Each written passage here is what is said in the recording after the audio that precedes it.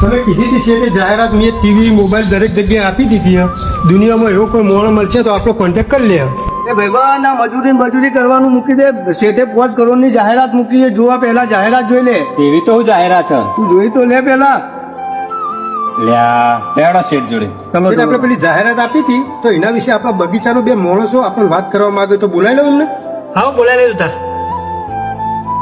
શેઠ તમે પેલી જાહેરાત આલી હતી બધી માલ મિલકત સ્વર્ગમાં લઈ જવાનો રસ્તો બતાવવાની, એ રસ્તો જો અમને તમને બતાવીએ તો 5 ની જગ્યાએ 10 કરોડ આપીશું. વાપરો તમે તાર.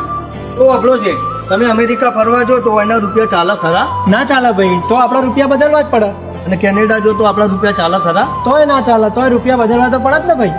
જો આ દેશના રૂપિયા બીજા દેશમાં ના ચાલતા હોય તો પછી એની માલ મિલકત પર લઈ જવી હોય તો એને બદલવી તો પડે ને. તો એ મિલકતને બદલવા માટે હારો કરમ કરવો પડે, કોઈ ગરીબ મોણાની સેવા કરવી પડે, કોઈનું ભલું કરવું પડે.